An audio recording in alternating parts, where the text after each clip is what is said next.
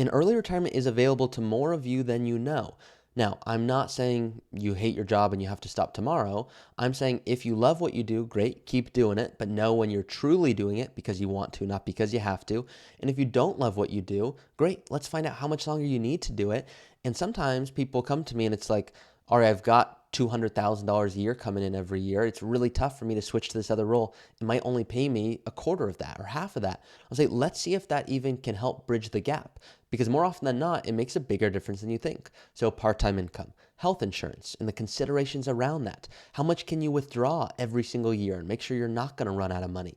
There are so many considerations with an early retirement, and more often than not, I find people go, health insurance, where's that going to come from? Well, I don't know. I'm just going to keep working. Or, I don't know how exactly I'm going to spend in retirement. So because of that, I'm just going to work one more year. It's just easier to do that. And it is easier because it's what you already know. You're comfortable with it. So part of my job for my current clients is challenging them to go, hey, are you working because you really want to or because you feel you need to? And let's really get to the bottom of this. And if we find that they actually love what they do, but they just want to do it more on their own schedule, I say, great, what can we do to be creative? So why am I bringing this up? These examples are because I'm going to talk to you today about renting in retirement. A lot of you are going, I have a home. I love having a home. I've had a home for a long time. But some of you, and you might go, and I just never even thought about this, but some of you do know this because you've sent me messages about the following, which is I'm considering renting in retirement. I really love the idea of going and traveling. And if I can rent and have a home base that I can always come back to, but go travel, maybe not forever, but for the first 2, 3, 4, 5, 10 years, I think that would be something that would really make our retirement special. And especially if you want to retire early, I have a link to it. I'm going to put it in the description. There's what I call the regret gap, which is you have your core years where you have your energy and your health from really 55 to 65, 70. And I want to make sure you are making the most out of those years. So I'm going to show you a client of mine who is actually renting. So you can go, wow, what's like a real analogy of someone who's doing this that's a client of yours right now? I think it's the best way to learn going through these examples. So I'm going to go through it. I'm going to give you some information on how to even think through renting in retirement. And if this is a concept you're like, I didn't even consider this, well then buckle up because I think it's going to be a little bit of fun for you. That is my goal. Of course, my goal is a lot of fun, but this would not be, of course, the early retirement show if I did not go over a review of the week. So this comes from MTMD. As I look forward to an upcoming early retirement, I find so much helpful information and guidance from the podcast. You don't know what you don't know about this podcast, and it's great highlighting what I didn't know, but absolutely need to know before I make the leap. Thanks so much. You're very welcome. And renting is an example of this where you're like, hey, I've probably thought of it maybe at some point, or I just actually didn't know if this was something that I could think through. So with that being said, I want to hop right in. So I listen to a lot of podcasts, as you guys all know. I shared this last episode, and sometimes the podcast hosts are very nice and kind people, and they just ramble on too long. I'm like, get to the show. So I want to tell you guys stories, but I really do my best to not ramble. I assure you that. So let's hop right in. A lot of you are coming to me going, you know what? It's even weird to consider renting because I have my home. I've kind of always had a home. And some people are choosing to rent for financial reasons alone. And that's great. Others are doing it for personal reasons. Today, I'm going to show you the pros and cons to both of those.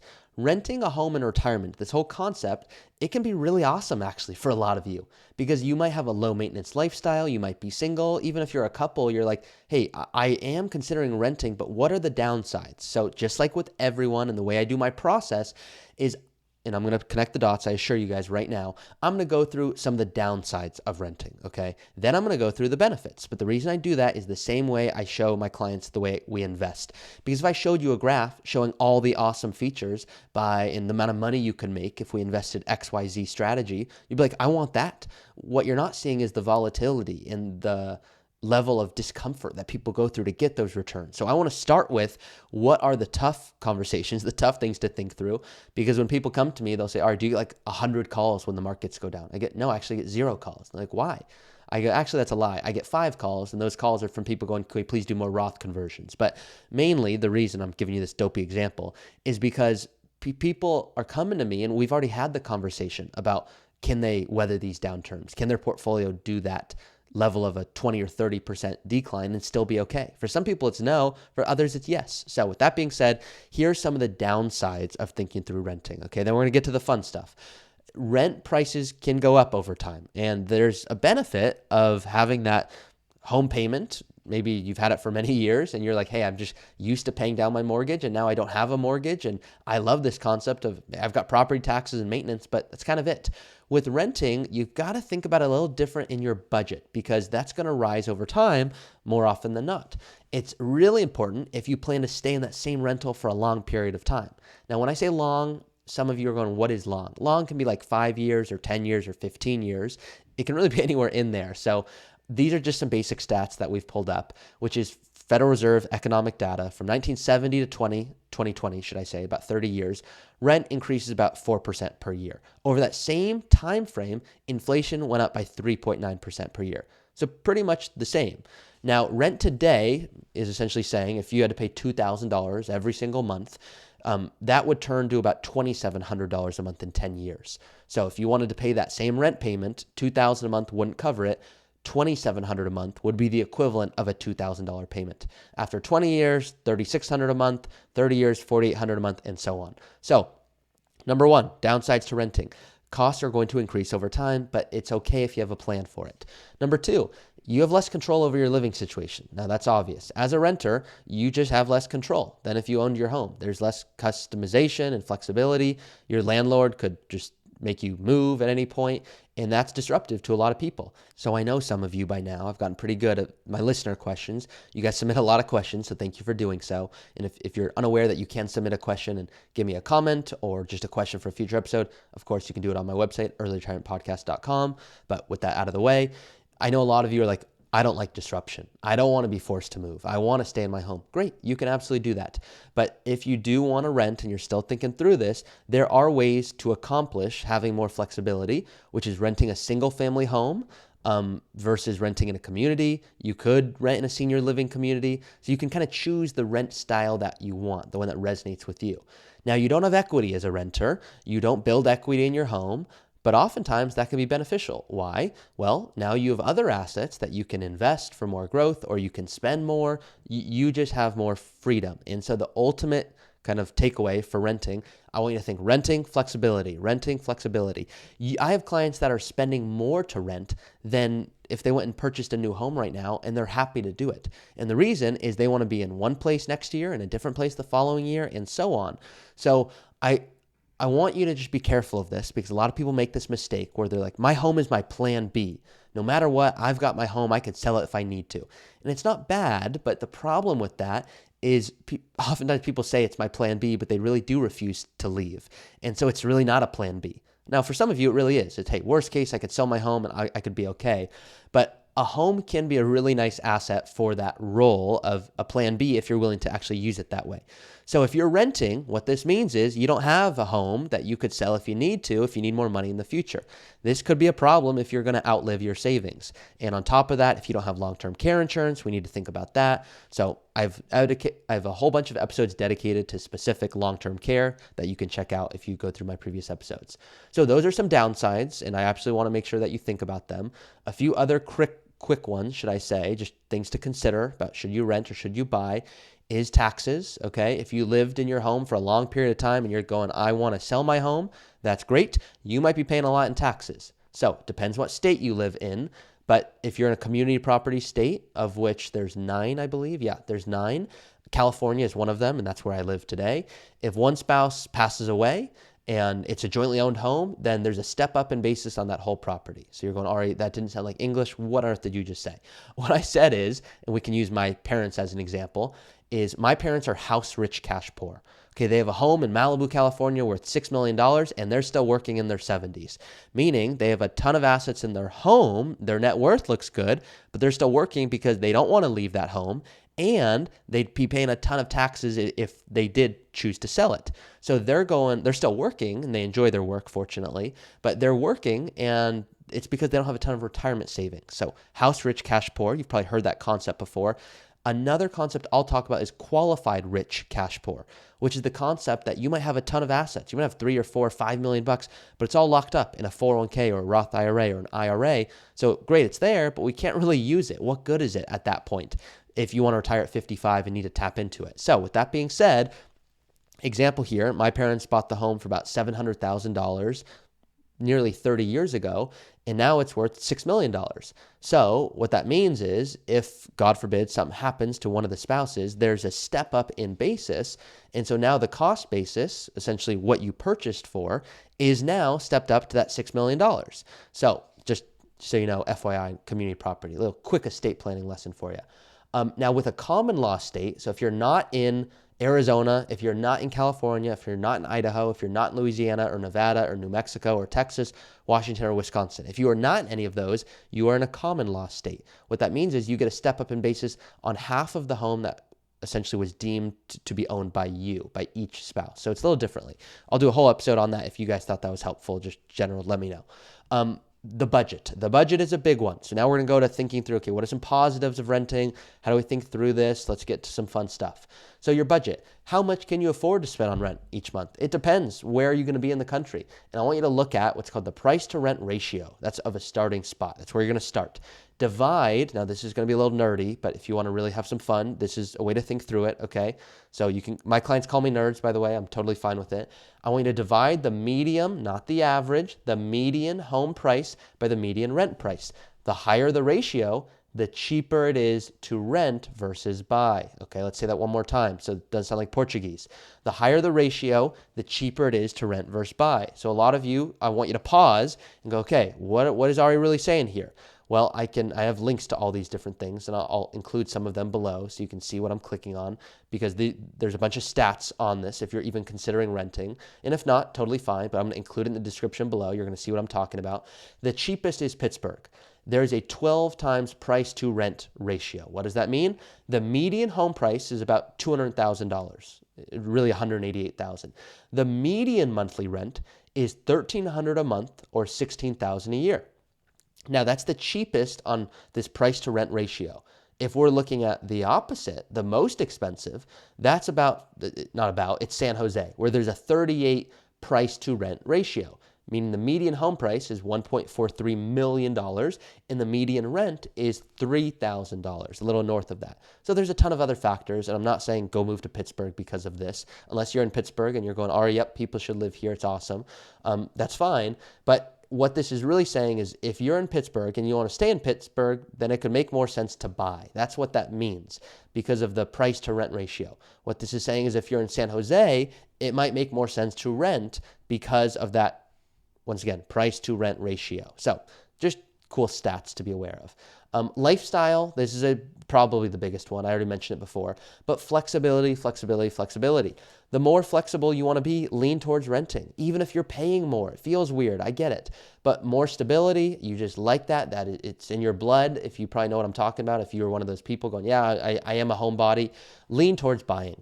These things should not be viewed in a vacuum. I am an anti-vacuum planner. You're going, what does that mean? I made it up. Okay, so a lot of these terms I make up because finance can be intimidating and overwhelming, and there's a million decisions. I want to distill this as much as I can, which is why I do this show.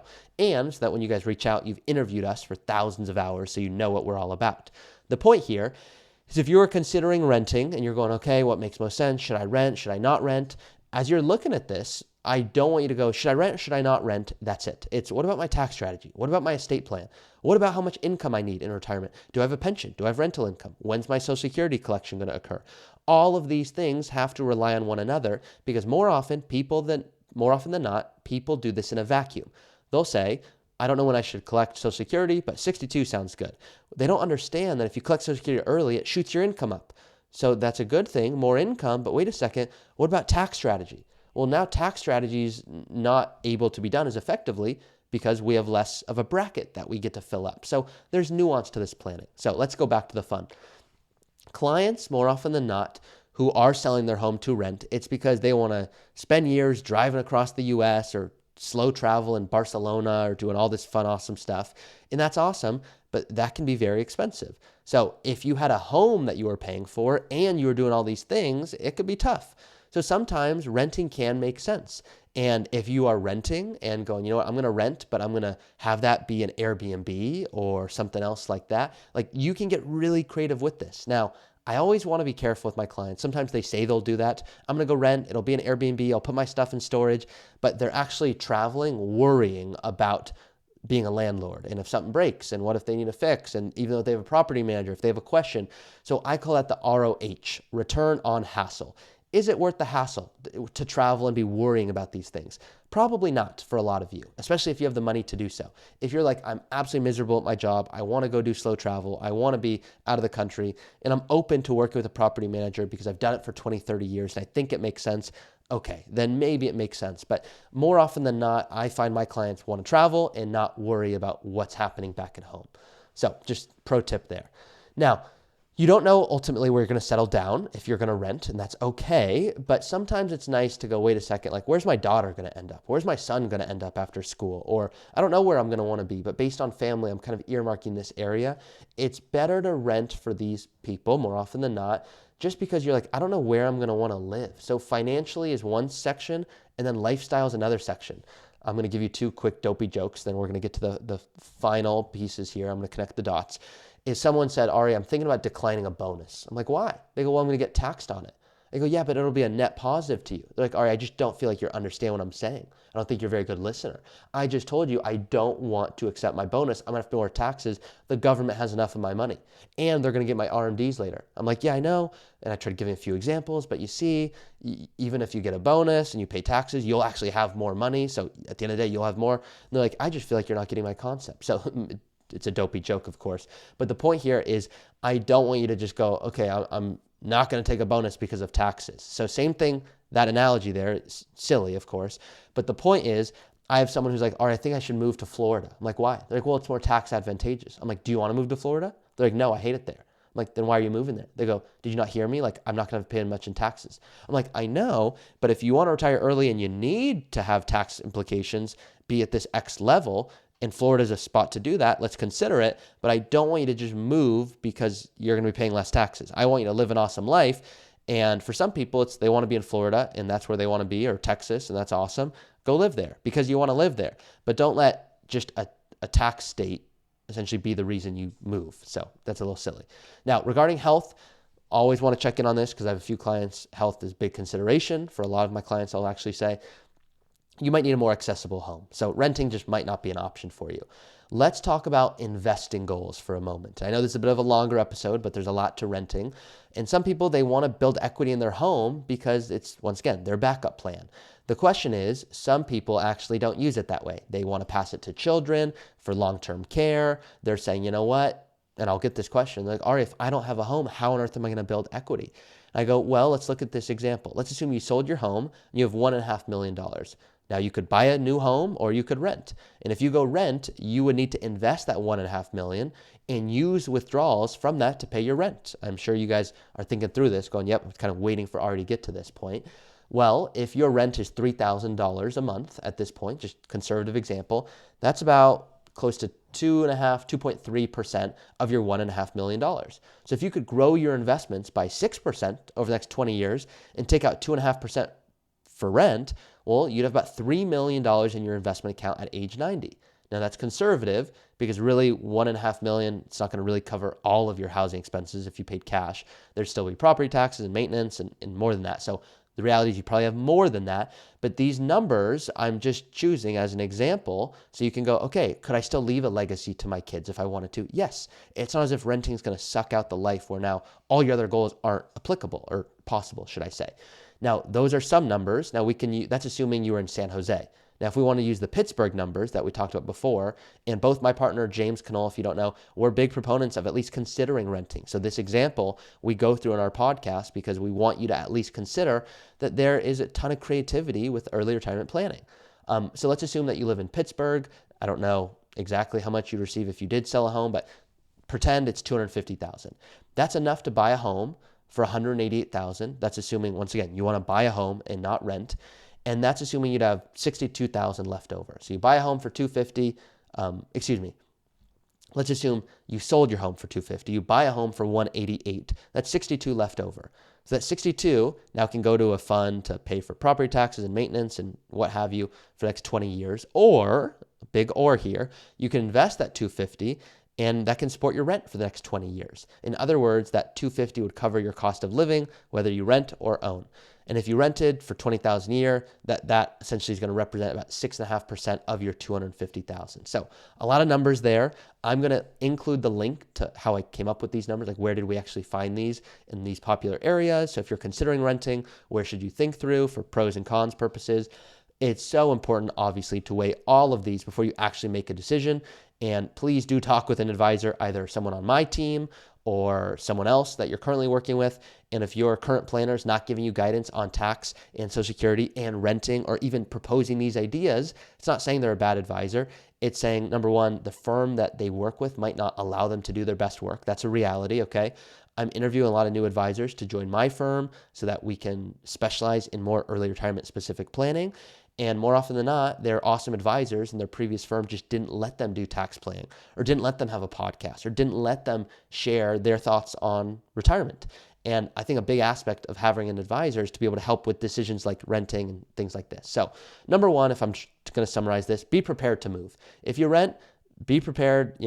It's weird because maybe you own for so long and now you're a renter. So prices are going to go up and you're going to go, oh my God, do I still have enough money to be able to afford this? And yes, assuming your plan tells you you can. So number one, be prepared to move. Always have a plan. Now, that's pretty obvious. Number two is consider your location. If you're worried about rising rent costs, consider a less expensive area. You may want a community. Think about transportation and meal delivery and social activities. Think about all of those things before you actually do it. But really, it's do your research. This all starts with, are you going to be okay? Meaning, do you have enough money to retire early? Then it's, am I leaving anything on the table? Am I optimizing? Then once you've done those two things, that's really where I let my clients start to have some fun. And when I say fun, I really mean, should I rent? Should I buy? How much can I spend in retirement? What's the most? What's the least? But we can't do those things until we actually build out the plan. So I hope this has been a helpful episode. I know a little bit different. I'm going to include a few links. So in the description of this episode, please do go check out those links to think through renting in retirement and what makes sense and what doesn't make sense. I hope this was helpful. If it was even remotely helpful or made you think a little differently, please do leave a review and let me know. I love reading those reviews. And if you want a custom strategy, in the link below, you can also apply to work with us. So hopefully this was helpful for you guys. Talk to you soon. Thank you for listening to another episode of the Early Retirement Show. If you have a question that you want answered in a future episode, you can always go to my website, earlyretirementpodcast.com. That's earlyretirementpodcast.com. And you can go ahead and submit a question that I'll look to answer in a future episode. Thank you all for listening. Please do rate it, review it, and share it with someone who you think would benefit from this information. If there's anyone out there that you know, I certainly appreciate it, and I will see you all each week. Hey guys, it's me again. Please be smart about this. Nothing in this podcast should be construed as financial, tax, or legal advice. Consult with your tax preparer or financial advisor before taking any action. This podcast is for informational purposes only.